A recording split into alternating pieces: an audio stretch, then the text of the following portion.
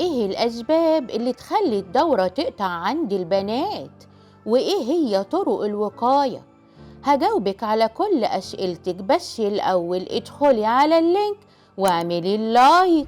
ابليكيشن الداية تقدري دلوقتي تعرفي منه أقرب صيدلية ليكي والتقييم بتاعها كام، وكمان عناوين ومواعيد الدكاترة، وكمان المعامل وخدماتها. حملي ابليكيشن الداية دلوقتي. هابي نيو يير يا حبايبي، كل سنة وانتم طيبين. أنا عايزة أهني الإخوة المسيحيين بعيد الميلاد المجيد، يا رب كلنا نعيش في خير وسلام. في الحقيقة يا حبايبي حلقتنا النهاردة خاصة جدا، تخص البنات لما بيوصلوا لسن البلوغ.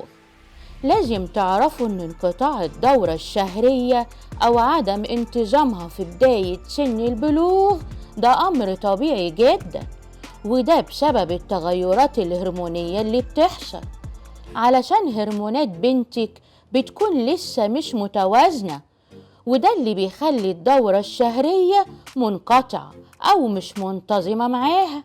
وفي نفس الوقت لو الموضوع زاد عن حده وفضلت فترة طويلة مش منتظمة أو منقطعة، يبقى لازم تلجأي للدكتور علشان تعرفي السبب، مجرد اضطرابات في الهرمونات ولا سبب صحي تاني.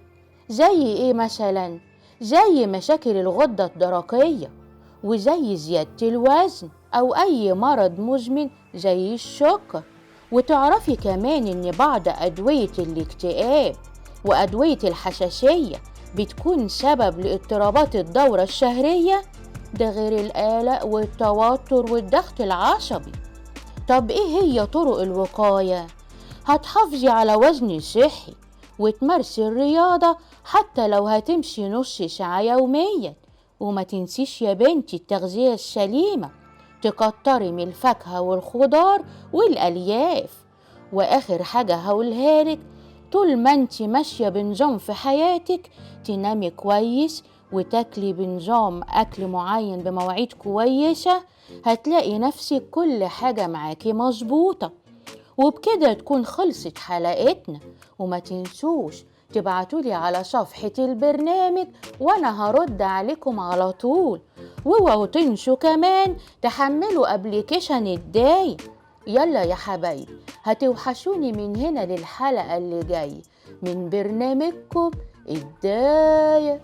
ابليكيشن الداية تقدري دلوقتي تعرفي منه أقرب صيدلية ليكي والتقييم بتاعها كام، وكمان عناوين ومواعيد الدكاترة، وكمان المعامل وخدماتها.